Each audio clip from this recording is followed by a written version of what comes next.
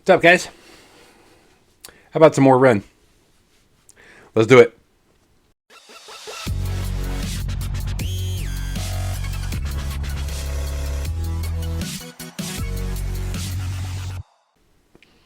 All right, guys, welcome back to the channel. We have more Ren. This is chapter 2. I'm hoping it's a little bit more easier than chapter 1 was for me, but I needed to see. I need to see all the chapters. I'm going to see all the chapters, so don't worry about that. Some things in chapter 1 just hit me. It was almost like blindsided. I should have knew it was coming, but some things you really can't prepare yourself for. But these are things I need to see and understand about Ren, because it also draws out my emotions and shows you who I am as a person as well. Ren, like I have said, he's pretty much the only artist that's been able to, I guess, pull these emotions and all this about me out into the open. So I appreciate Ren for that. So with that said, this is of course another highly requested video. Like I said, I'll do all 4. And thank you so much to the people who have reached out with the kind messages and helped out and all the support. It really means the world to me. If anybody else out there would like to help out, the links will be down below. So with that said, it'll be another long one, so let's dive in.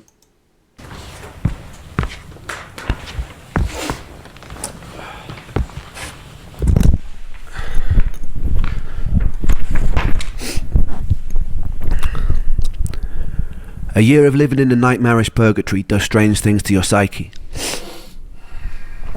I was still trying to push through university, but I found myself missing many lectures to stay in bed. I started noticing more unusual symptoms creeping in, a strange buzzing sensation in the soles of my feet.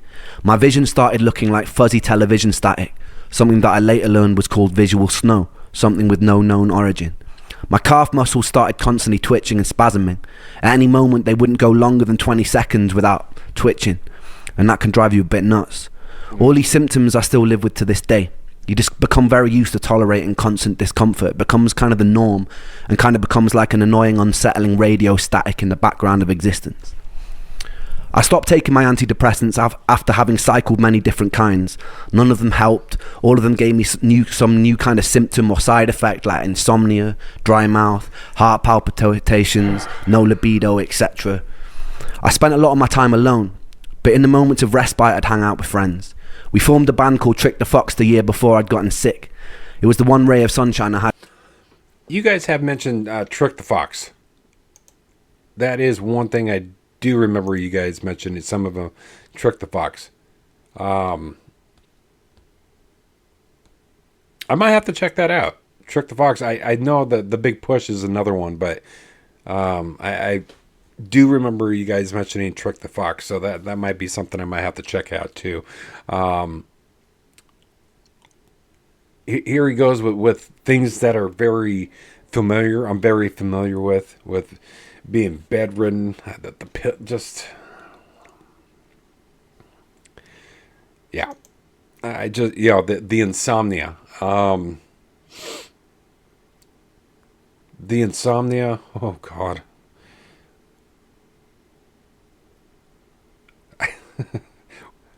I don't even want to get into that. That is awful.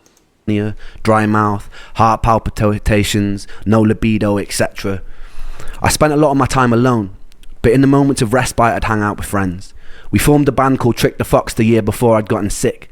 It was the one ray of sunshine I had at the time. I quickly became friends with a bass player called Charlie, and we developed some kind of musical telepathy where we both knew what the other was going to play before it even happened. It was the first musician I've ever felt this kind of chemistry with. I became a kind of third wheel in his Momoko's relationship. With time, Momoko became like a sister to me.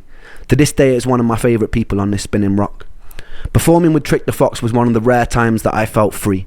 There was something about the duty of having to entertain others that let me escape the physical limitations of my own sick body, even if just for a moment. I usually pay for it the next day with what can only be described as an energy hangover where I'd be stuck in bed all day, but for me that was worth it. Those days I was still fairly functional. It was around this time I started losing faith in the medical industry. The more appointments I'd go to, adamant that something was wrong, the more of a hypochondriac they treat me as. Medical gaslighting is a real thing with chronic illness. They chalked me down as someone who was always requesting blood tests, and my mental health diagnosis probably didn't help that. Strangely, they never tested me for any kind of pathogens. I decided to embark on a precarious journey into the Russian roulette chamber of Dr. Google. I would type in the most predominant symptom of the day. Don't do that. Do not do that. Okay, do not do that. I can't tell you how many times when you hear something, your first instinct is to do exactly what he had just done. You go to Dr. Google. Yeah, you're going to die. It just, of course that was a joke. When you type things into Google, it just seems a lot more than you really need to know. And that's why a doctor is the most important thing. And once they do find out exactly what is the cause, but in his case, I don't blame him. But yes, I am guilty of this all the time. From when I was diagnosed, of course.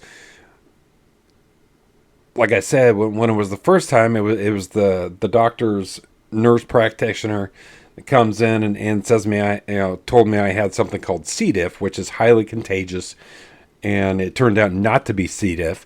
Of course, I Googled it, and it was pretty much just an absolute total nightmare until the doctor actually came in and told me what I really had, which was Crohn's disease. Which is still bad, but not as worse as C. diff. C. diff is a highly contagious disease. And there are very few, I guess you would call it, ways to take care of it. But yes, I know exactly what Ren did here. Day, and Dr. Google would tell me that I have a rare disease and I'm probably going to die. With time, I sharpened my search engine axe and refined what I was looking for. I dived headfirst into the abyss of online support groups, hoping to find solace or answers amongst fellow sufferers. We were like crabs in a barrel. Very rarely someone would find their silver bullet and announce what it was that cured them. Hundreds of people would follow their protocol, some with mild success, but most of us will still remain trapped. I joined as many online support groups as I could. It was a bit like the beginning of Fight Club, except instead of faking conditions to feel accepted, I was desperately hoping I had those conditions so I could cure myself and get the fuck out. I convinced myself I had conditions like candida, magnesium deficiency, parasites, adrenal fatigue, heavy metal poisoning, etc. At the time, I felt like I was single-handedly keeping Jeff Bezos in business.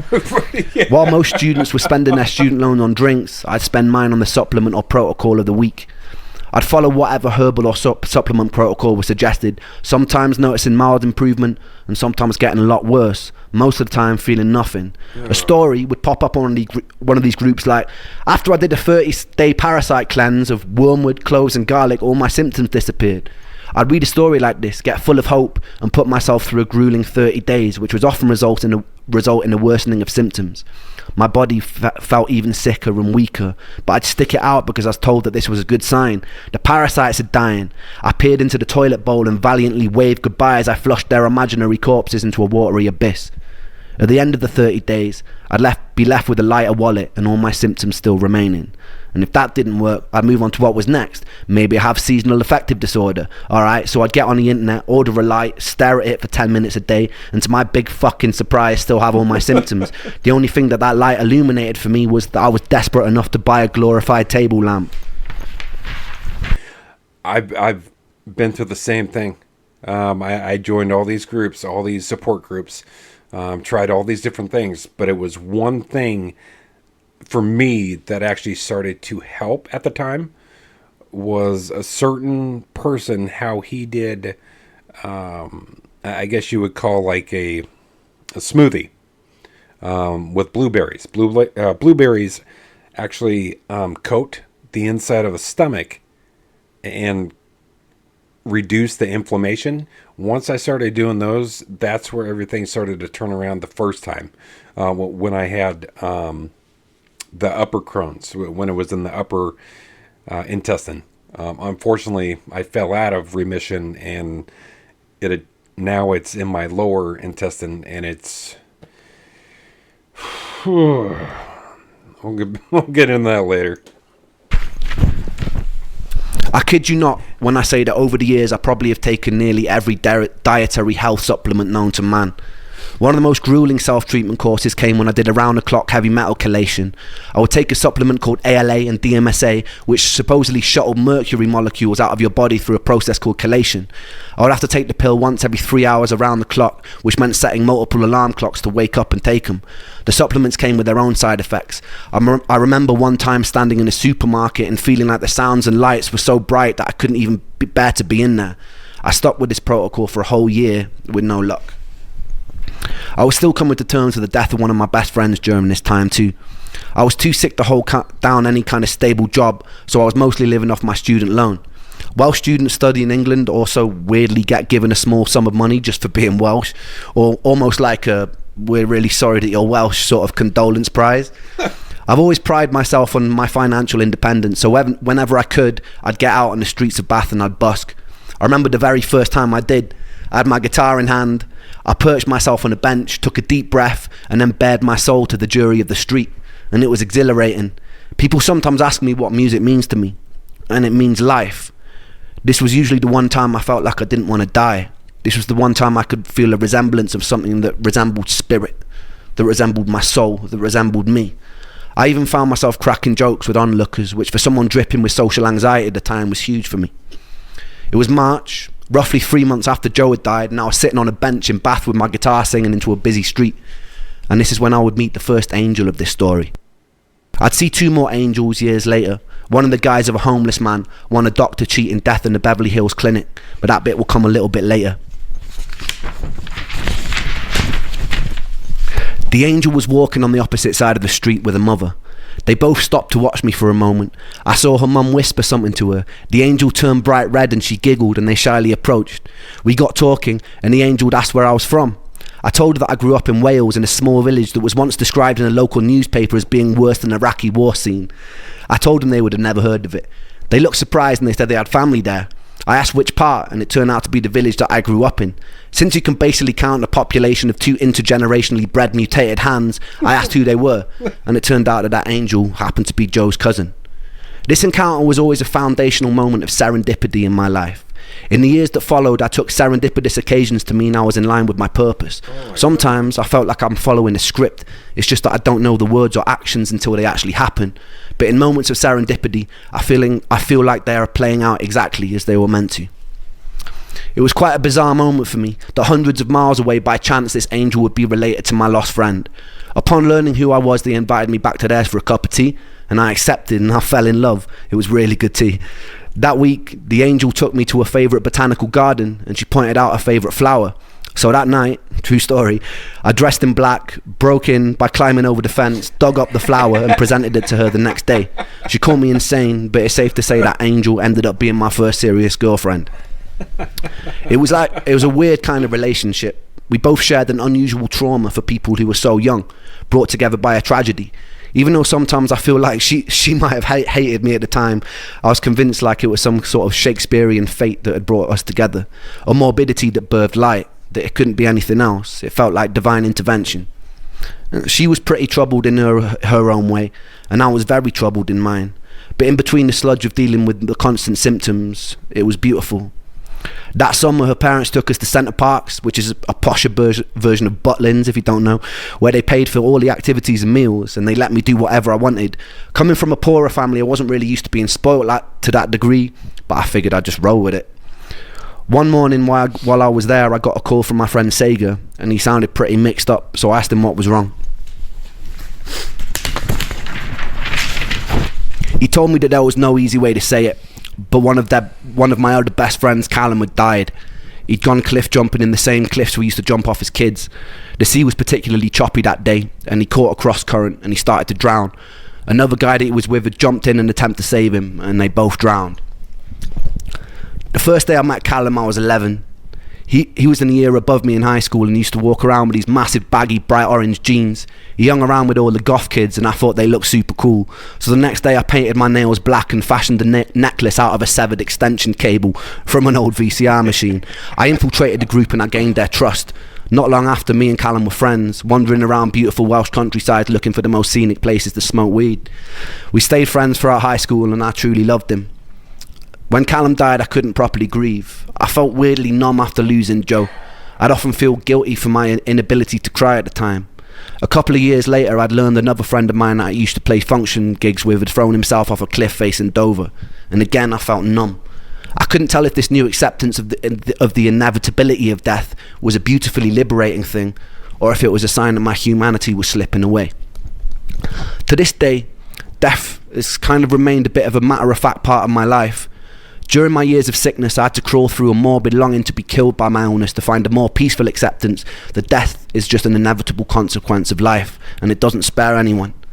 That never left, and I haven't ever really been scared of dying since. Some days I've tempted it. What I'm more scared of is having to live my whole life as a sick person. Yeah. In my relationship with death, the most healing moment occurred just 2 years ago. My grandmother, who I loved to pieces, was dying, but I actually got the chance to say goodbye this time, to hold her hand, to thank her for being alive. I remember not long before she passed, she was lying in the hospital bed, and she was very weak and very pale, barely able to open her eyes. I asked how she was, and it seemed like a stupid question as soon as it left my mouth. She paused for a long moment, and she turned her head to look at me, and she opened her eyes, and she smiled, and she said she felt happy. And it was just one word, happy, which was simple and it was beautifully profound. And that was one time I'd gotten a chance to say goodbye. And it was the first time that I hoped that one day I would die happy. The following year, I would achieve something beyond my wildest dreams, and then I would lose it almost as soon as it came. Stay tuned for that.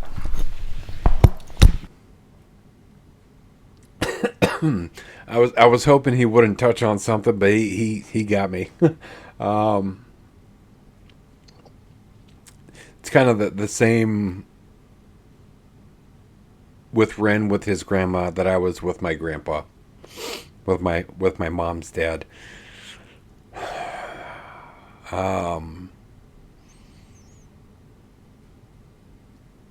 Yeah, okay. I'll wait. I don't wanna hear no words today, because they pull me under. In the castle of my room I'll hide away from the outside thunder.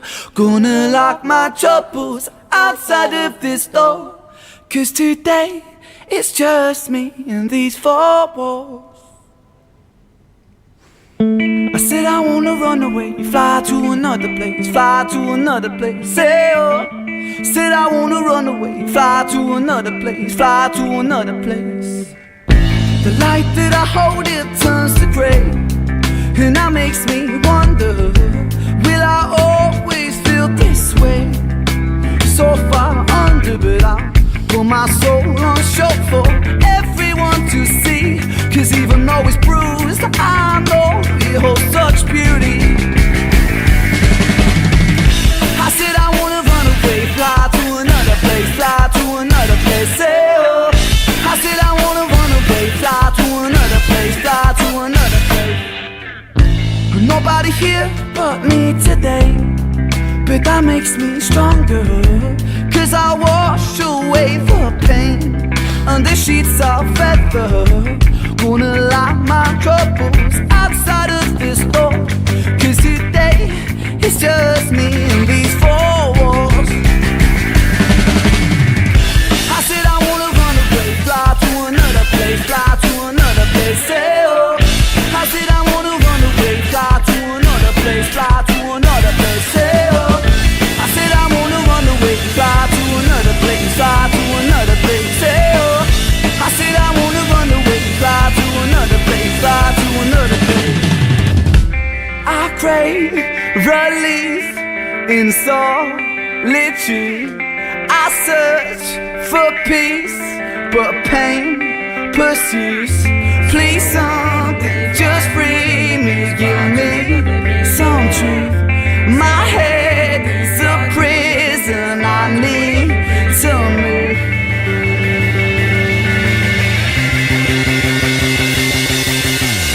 I said I wanna run away, fly to another place, fly to another place, say oh. I said I wanna run away, fly to another place, fly to another place. I said I wanna run away, fly to another place, fly to another place, say oh. I said I wanna run away, fly to another place, fly to another place. I said I wanna run, I said I wanna run, I said I wanna run, hey oh. I said I wanna run, I said I wanna run, I said I wanna run, hey oh. I said I wanna run away, fly to another place, fly to another place, hey oh. I said I wanna run away, fly to another place, fly to another place.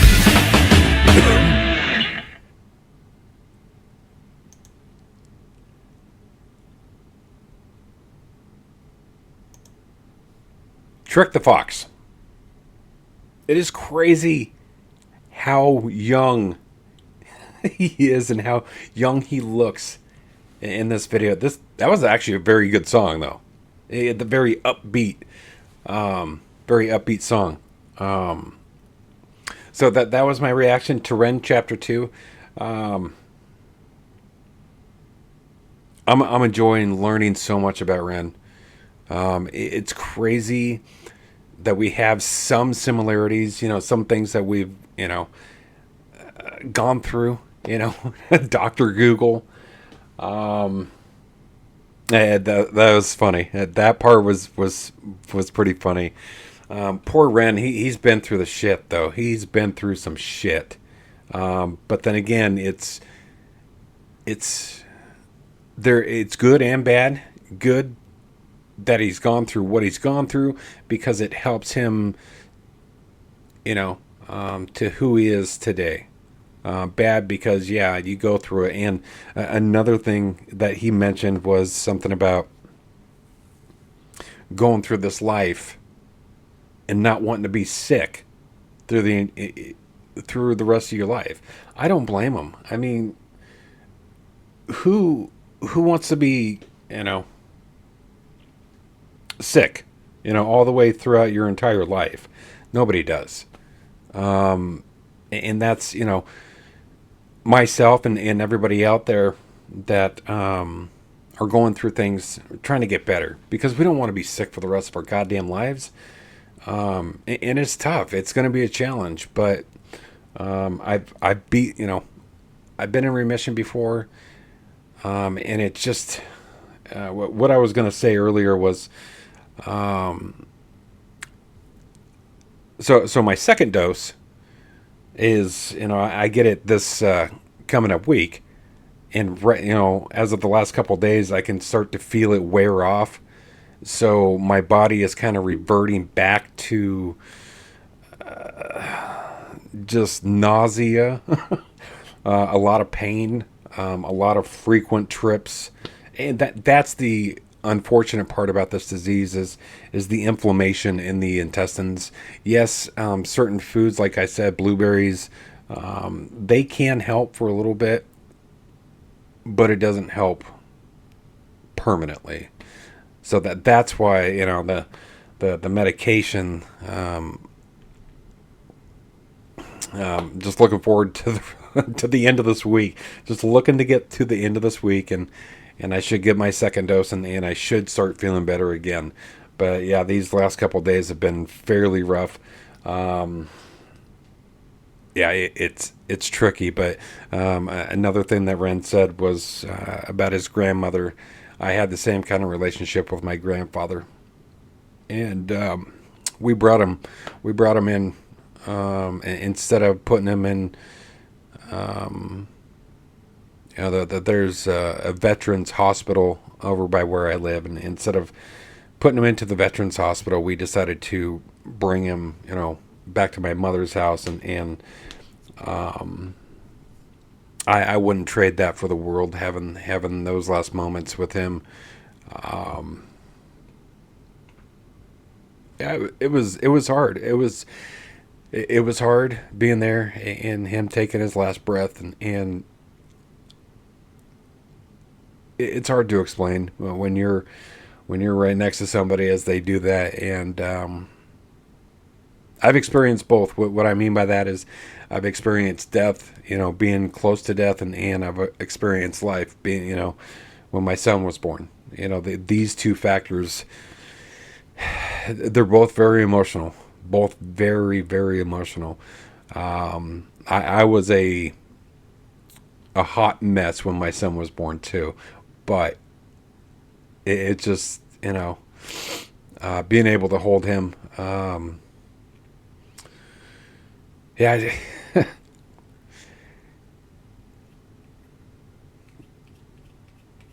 Yeah. So anyways,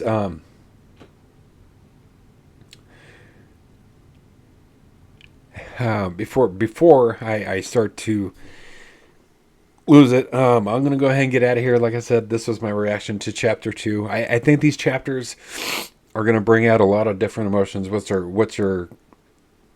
is great. Because Ren has already brought out so much of me that I've kept kind of, I wouldn't say hidden, but kind of put away. But Ren has allowed me to share who I am as a person and what's happening in my life. So I couldn't be more thankful. So anyways, I'm going to hop out of this reaction, get into the next one. Again, to everybody who has helped and sent me messages, thank you so much. And if you would like to help out, the links will be down below. So with that said, if you guys celebrate Christmas, Merry Christmas. If not, Happy Holidays. And I will see you guys very soon on the next one. All right, guys, take care.